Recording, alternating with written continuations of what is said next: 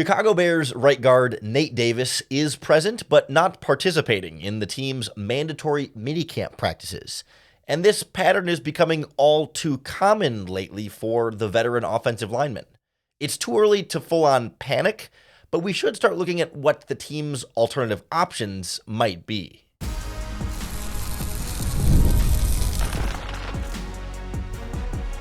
You are Locked On Bears, your daily Chicago Bears podcast. Part of the Locked On Podcast Network, your team every day. This is Locked On Bears, and I'm your host, Lauren Cox. I'm here to bring you your daily, in-depth Chicago Bears news and analysis. You can follow me on Twitter at CoxSports1.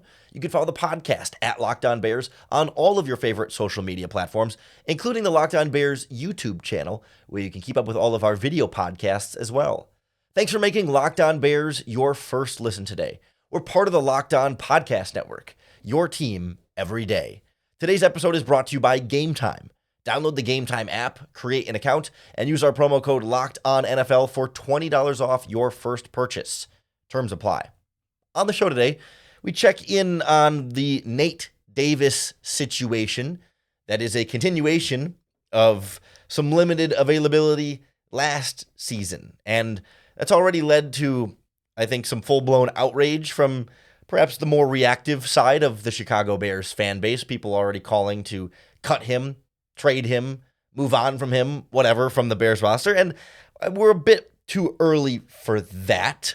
And there's still time for this to all sort of set itself back on track. But this is becoming a frequent enough trend that maybe we should check in on what's going on with Nate Davis, what the Bears' options might be if this does become an even bigger problem. Options on the roster already, and even some names out there that are free agents that have some familiarity with this Bears coaching staff that could be plug-and-play options if somehow, worst really comes to worst here.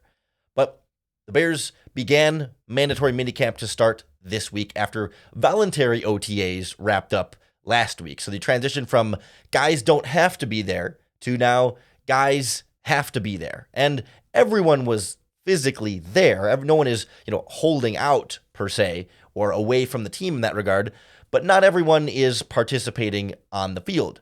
And it seems to be a slightly different situation with one of the non-participants in particular. So we didn't get a concrete update on what exactly is happening with Nate Davis. All we know is that among the players who were not participating, Montez Sweat was not. He was in a ramp-up period. He had not been present for OTA, so had just kind of gotten here, and they're still kind of getting him through the first sort of getting used to back to practice kind of thing and speeding him up. But Matt Eberflus did not make that designation for Nate Davis. He seemed to be limited in some capacity and not really a participant in the team period of practice. So we're again at this juncture with Nate Davis that continues a trend we saw last offseason. He missed some parts of the offseason program, some parts of training camp. He then missed a couple of games during the regular season that we eventually found out was due to some sort of family issue. I actually don't even remember the details, and it's not really any of our business anyway. Off-the-field personal issues that were very serious. I want to say there was maybe a death or something in the family. But anyway, something that explained a lot of what happened and I think gave us some empathy for perhaps what Nate Davis was going through, and leaves me again hesitant to overreact and go full-bore anti-Nate Davis here because we just don't actually know if, what kind of injury situation there may or may not be. We don't know what that looks like. We don't know what kind of on or off the field situation there may or may not be.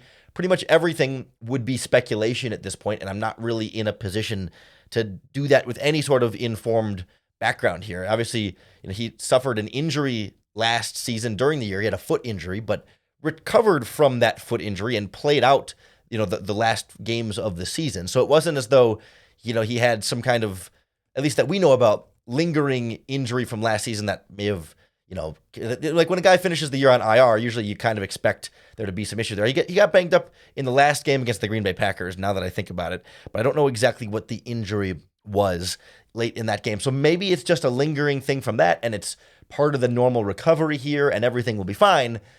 But it's weird that, we haven't really gotten that from Matt Eberflus along the way in this process. Usually it's like, hey, guys are still rehabbing some stuff. And, they said, the third round pick, Karan Amagashi, like they're still going to be ramping him up. And he might not be full go until training camp was kind of the goal, right? Like we know some guys are dealing with some stuff. And Montez Sweat is still ramping up from the offseason program from not being there at OTAs. But Nate Davis, we continue to get silence on. And that was part of the problem last year too, is they were very vague about what was going on with Nate Davis. A lot of it was to kind of respect his privacy and the things that he was actually dealing with in his personal life that, again, were none of our business, but it left us in a tough spot to try and figure out what's going on with a right guard that you're counting on. Like you were counting on this season being kind of a bounce back for Nate Davis, that he had been fairly consistent through the last couple of seasons with the Tennessee Titans before the Bears signed him, struggled mightily last year as he dealt with all of that stuff and the injury and a new team and a new scheme and all that stuff. And the Bears need him to be better, especially because his salary cap hit went up this season. He's now the seventh highest paid player on the Chicago Bears this season. His cap hit is the seventh highest on the team. He's going to make like $11 million, $11.35 million against the cap for the Bears this season. That's a lot. I mean, that's one of the higher paid guards in the NFL, and so he needs to start performing like one of the higher paid guards in the NFL. Now, him missing a mandatory minicamp practice to me does not mean, oh no, his season is over and the Bears should just cut him and get rid of him. I think they're going to do whatever they can to work with Nate Davis, and maybe by training camp, he's 100% good to go, picks right back up and has that bounce back season, and it's still great. Like, I think some of the cut him, get this bum out of here, he's never available talk that I've already seen from Bears fans on social media, that's overreaction. I think we don't have enough information yet to really make that evaluation on Nate Davis. But clearly, the clock is ticking, the money is piling up, and they need to make this happen at the right guard spot. Keep in mind, the Bears hired the Titans offensive line coach as their assistant offensive line coach. He was their assistant offensive line coach in Tennessee when Nate Davis was there, promoted to full offensive line coach last year, and now with the Chicago Bears as assistant offensive line coach. So they brought in one of Nate Davis's coaches here to help coach him and the rest of the offensive line. So I think there's a propensity to do everything that they can to make sure everything goes fine with Nate Davis. And it still can. I think we can still assume that it still will until we hear otherwise. But I think it's also important to say, okay, given the pattern of missed time for reasons that are largely not his fault when we talk about off the field stuff and like injuries, he's not choosing those things to happen to him. Still, it is a pattern of limited reliability, and whether things completely blow up or whether he just misses some time during the season, as a lot of offensive linemen do, it's a good time to check in on what the Bears' backup plan or plans or options are, because I don't think the backup plan is fully locked in place yet, but they do have some different options in-house. The offensive line depth is stronger now than it has been in the past, so we'll look at what the Bears are doing without Nate Davis right now and what other options they have on the roster, as well as the potential for another free agent next on Locked On Bears. This episode of Locked On Bears is brought to you by our friends at Gametime, the best way to get tickets for all of your favorite live events. Whether you're trying to go to the NBA Finals in Dallas or Boston, or just a Bears game on your schedule this season, Gametime is the best way to get tickets because you're going to know exactly how much you're paying with their all-in pricing, that there's no last-minute fees added onto your account or onto your tickets at checkout that make them cost way more than you thought they would. And you can also see your view from your seat, so you know exactly what you're going to get before you buy your ticket. And it's not just sports, it's concerts, comedy shows, theater shows, any kind of live entertainment in your area. You can find tickets at Gametime. So take the guesswork out of buying tickets with Gametime. Download the Gametime app, create an account, and use our promo code LOCKEDONNFL for $20 off your first purchase. Terms apply. Again, create an account and redeem our code LOCKEDONNFL for $20 off your first purchase. Download Gametime today. Last minute tickets, lowest price, guaranteed. The Chicago Bears, in theory, should be able to count on Nate Davis to play right guard. That is the plan. And I am not here to stoke any of the further conspiracy fires about what he is or isn't doing and what's going on in his situation. But I do think Ryan Poles is always prepared for what happens if I lose a starter at a position for any reason. A suspension. I'm not saying for Nate Davis, but any starter. It could be a suspension, an injury, a surprise retirement. I mean, you never know. Curveballs happen in the NFL, and Ryan Poles, in the back of his mind, always has a contingency plan of like, okay, what are my options just in case something goes wrong here? So I think it's worth looking at what the Bears have at right guard right now and what their options are if, for some reason, Nate Davis misses some amount of time at any point during this upcoming season. So right now, at practice, with Nate Davis not participating in team drills, filling in for him as the de facto starting right guard in his place is one of the free agent signings they made this offseason. Matt Pryor came over from the San Francisco 49ers and has bounced around with a few teams in the NFL over his 4 or 5 year career. 2 years ago, he was with the Indianapolis Colts, and he was with the Colts for a total of 3 seasons. So he spent 1 year with Matt Eberflus in Indianapolis, and then 1 year in Indy without Matt Eberflus. And he started his career with the Philadelphia Eagles as a 6th-round pick out of TCU. He has played tackle. He's played left tackle, left guard, and right tackle throughout his NFL career. Played both guard and tackle last season with the San Francisco 49ers. So he, as a newcomer, has already stepped into that starting right guard role. Not Jatari Carter, who had played some guard in this offense with this coaching staff in previous seasons, but Pryor's the one who gets the nod, the first nod, I should say, at right guard. That doesn't necessarily mean that couldn't change or that there isn't an ongoing competition and the ability for someone else to be able to step into that role, especially if it needed to be more of a permanent type thing. Like, then maybe you could consider moving someone from a different position to that spot if they felt like, okay, Nate Davis was going to miss some significant amount of time for some reason or in some capacity or at some point of the season. Like, I think right now Matt Pryor is your second string right guard. That, okay, if you're in the middle of a game and right guard goes down, Matt Pryor's first one on the bench to get there. But if you knew your right guard was going to be out for a while, you might consider taking, say, Ryan Bates, who's starting at center right now, and really it's an open competition between he and Coleman Shelton. The team is kind of rotating them back and forth. Some weeks one guy's first-string center, some weeks the other guy's first-string center. But Ryan Bates has started a significant number of games throughout his NFL career at right guard, and I think at both guard positions, but like specifically with the Buffalo Bills the last couple of seasons, he's played quite a bit of right guard in addition to playing center for them.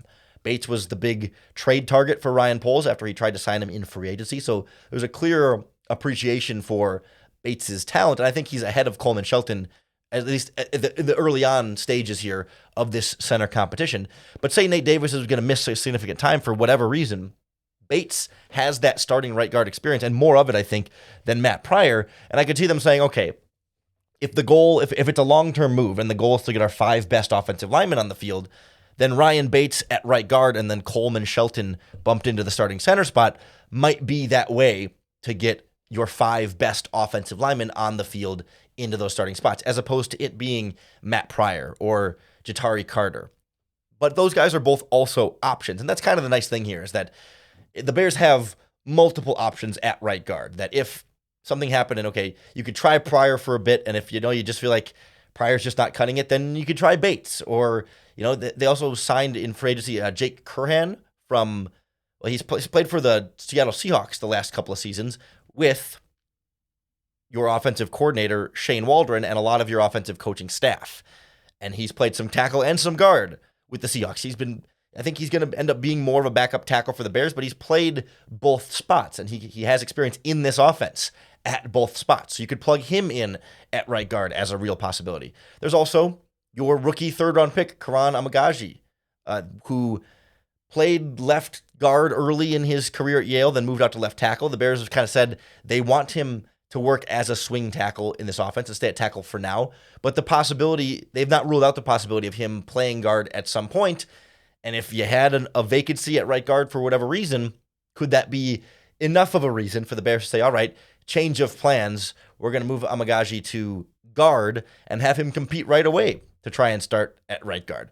And you can even throw out, Larry Borum has played some guard as well. So you've got Pryor and Bates and Curhan and Amagaji and Borum and Jatari Carter. Like, not to say that all 6 of those guys, is that 6? I don't know exactly. I wasn't exactly counting, but not to say that all 5 or 6 of those guys are all starting caliber NFL right guards. Not to say that you wouldn't have concerns about any of those guys as your starting right guard. Those would all be right guards where you'd be a little bit worried about that position and maybe the center position as well. As like, okay, that's clearly going to be the weak link on this offensive line. But at least you've got multiple options so that during this process, you can kind of work out and see, okay, is Pryor up for the job? He is for now, but like, is that going to stay the same?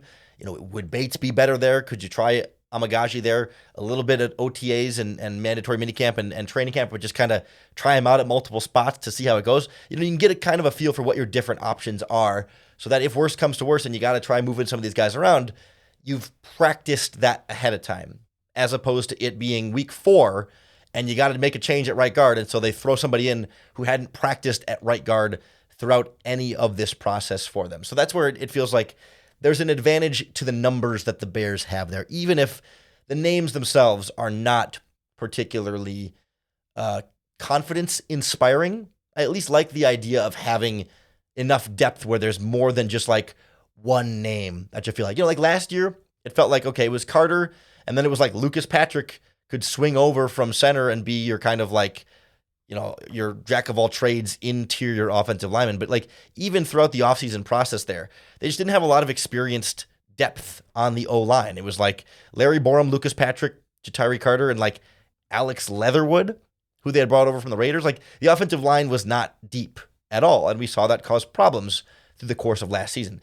The offensive line feels significantly deeper now, and depth can't replace overall talent. Like if you're having to rely on depth instead of your starting caliber players, your offensive line is just not going to be as good. Like depth is great, but depth can't replace having like good starters. And it's most important that Nate Davis is healthy, is available, gets back to being a good starter like he was before in Tennessee. It's not asking him to do something new or way better than he ever did in his football career before this. It's just kind of getting back to that. And at the very least, you have some different options in-house. There's also some different options on the street as free agents right now that have familiarity with this offense or with this Chicago Bears coaching staff. Veterans with starting guard experience still available that I'm not expecting the Bears to sign any of these guards. But if for some reason, say, the Bears had to put Nate Davis on injured reserve right now or something, something crazy injury-wise happens, or or he retires surprisingly. People have been speculating about all sorts of wild stuff that I think has no real merit, but say something like that happens and the Bears say, okay, we need to get another guard in here. They've got some, I don't want to say good options because it is June, right? But better options than you might expect for June. These are not Pro Bowl caliber players that you're just going to plug and play and feel great about, but you might like some of the free agent options a little bit better than even some of the other options you have in-house. So we'll look at the names that would make the most sense for the Bears if they needed to go out and sign another guard next on Locked On Bears. This episode of Locked On Bears is brought to you by BetterHelp. BetterHelp provides online therapy that's here to help you be your best self, because sometimes we all need to get stuff off of our chest and talk up to someone who's unbiased about our life. And so BetterHelp is here to help provide that resource for you. Online therapy is a really important part of my own personal mental health regimen. I do it every single week, and I cannot recommend it enough to you. I like to say going to therapy is like going to the gym for my brain. I don't go to the gym because my body's broken, but I go to the gym because I want my body to be healthy and strong. And I don't go to therapy because my brain is totally broken, but because I want my brain and my mental health to be healthy and strong. So if you've been thinking about trying therapy, give BetterHelp a try. It's entirely online, designed to be flexible and suited right to your schedule. Visit BetterHelp.com/lockedon to get 10% off your first month. That's BetterHelp, HELP.com/lockedon. The Bears have some different options when it comes to free agent guards still out there to help this offensive line. And you also have some different options when it comes to getting your sports talk every single day. And if you're tired of all the screaming and yelling on Fox Sports and ESPN, then turn down that volume and make the switch to Locked On Sports today, our free 24/7 sports streaming program for you every single day with the biggest stories without all of the debates. Locked On Sports today has the can't-miss analysis, opinions, and news you need, all streaming 24/7 on YouTube or our free Amazon Fire TV channels app. It's part of the Locked On Podcast Network, your team every day. But if your team does decide, maybe even without a catastrophic Nate Davis situation, but just saying, you know what? We need a little bit more depth at guard. We need to go out and get some more experience, some more veterans there, just something else to give us a little bit more peace of mind with what this team has on its offensive line. Still some names to like. Some names with some good starting experience and some familiarity to this Bears coaching staff. I think first and foremost, the name that jumps to the top of the list is Phil Haynes, who played for the Seattle Seahawks and Shane Waldron. Now, this was not a top flight Seattle Seahawks starter that everyone would love to have on their offensive line. He was much more kind of their swing guard the last couple of seasons, but started 8 games this past year, and his spot started in the past. Again, this is not like super confident plan A, love that this has to be our option, but like you want a guy who Shane Waldron can plug in and trust and have a really quick up to speed on what the offense is going to be, what the terminology is going to be, like someone who just knows the system through and through. Somebody like Phil Haynes can come and be that guy. He's still only 28, turns 29 during the season. He's not one of these older players by any means, but he was with Seattle for 5 years, and so I think Waldron was there for 3 or 4 total. So, I mean, years and years and years of experience in this offense could be really beneficial to, Darnell Wright on the right tackle spot, or either of your new centers who are just trying to get up to speed, or Karan Bagaji. I mean, all these guys, it's new for all of them. And so somebody like Phil Haynes could come in with some of that experience. I know Haynes finished last season on injured reserve with a toe injury, and that's been part of the conversation about him as a free agent, is checking in on his health. He had to work out with the Dolphins earlier in the offseason. But right at the end of last season, right before the playoffs, the Seahawks activated Phil Haynes for his practice window to potentially return from IR. And so he didn't end up returning from IR because it was the end of the season. But it was a signal that his toe injury seemed to be recovering well enough to be close to getting back to ready to play, like at the end of December. So if we're 6 months removed from him being close to ready to play, I think the toe injury most likely, and I'm not a doctor, but most likely I think should be in a fairly good spot. Another injury question mark free agent, but some coaching staff familiarity and some really strong experience early in his career, but a guy we talked about last offseason a little bit, Trey Turner. Now, he spent the majority of the beginning of his career with the Carolina Panthers, 3rd-round pick, made the Pro Bowl for them like 4 or 5 years, but spent a year with the Pittsburgh Steelers 2 years ago with Chicago Bears offensive line coach Chris Morgan. So when your offensive line coach has coached a guy for a full season as a 17-game starter at right guard, makes him an intriguing option when he's still available as a free agent. Now, Trey Turner has this question mark or red flag because last July, he tore his quad. He had signed with the New Orleans Saints in the offseason, like in July, and then very early in July, it was like right before training camp, I think, and then right away in training camp, tore his quad out for the year. So he missed the entire 2023 season. It's been 11 months since the injury, so presumably, I would hope he's close to, if not back to 100% and ready to go, but still a free agent for a reason. But again, a guy who's been a Pro Bowl player, who's worked with your offensive line coach, and is just about to turn 31. So he's not old and way washed up over the hill, but not a young lineman either. But I think still at a good stage of his career where I would certainly kick the tires on him if I needed an offensive lineman, a right guard that my offensive line coach already had some familiarity with. Another name, perhaps the biggest name on the market, but the Bears connection is a little bit less strong, but still a little bit there, is Mark Glowinski. You might remember him from the New York Giants, where he's been a starter for them for the last couple of seasons. But prior to that, he spent 4 years as the starting right guard for the Indianapolis Colts, spending 3 or 4 of those years with Matt Eberflus. I can't remember exactly what years Eberflus first got there, but has been in the same locker room as Matt Eberflus for some time now. I think they would have a pretty good sense of what he's like as a player, what his work ethic is like, how he fits into a locker room. And I mean, he's a veteran guard with almost 100 starts in his career, 96 career starts, 32 years old, not young, but plug and play right guard who's been around the block a few times. It doesn't have the immediate system experience that someone like Phil Haynes would have coming over from Seattle, but these guys at guard can plug and play without too much issue there. And he's been fairly consistent throughout his career. Hasn't had too much in terms of like injury issues overall. Kind of eventually fell out of the rotation in New York a little bit. I think his level of play has declined slightly, but I don't know how much of that is age and how much of that is, New York being a little bit of an offensive mess here and there. But I think he'd be worth absolutely an experienced player for a June signing at guard to get a potential day one starter. Because that's the thing, all these guys, you wouldn't have to pay them huge money. You wouldn't have to really guarantee them a ton. And you could still make it a competition at right guard. You could still have Ryan Bates compete with Mark Lewinsky, or have, Karan Amagaji compete with these guys. Matt Pryor, still make it a competition, but bring in a veteran with a little bit more experience that you might feel just a little bit better out. They want to go on the slightly younger side.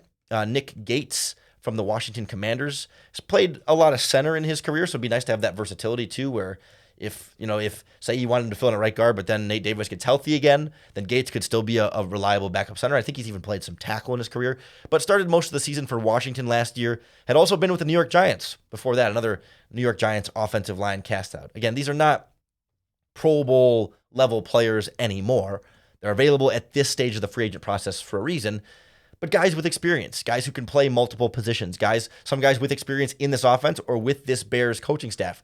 There's 3 or 4 or 5 different starting caliber right guards, or guys with starting experience, I should say, still out there. I didn't even mention Halapulali Vaitai from the Lions, and previously the Eagles has played guard and tackle before in the NFL. Like, there's some names out there that, worst case scenario, if the Bears had to go get a guard, they've got cards in their back pocket. And that's where I again feel like, okay, no need to panic about the Nate Davis situation, because it's too early to assume anything about his availability this season. It's just being concerned about a pattern of missed practices and games. That's a valid concern, but like to project that forward into this season, I think is still a little bit too premature. So no need to panic on that level.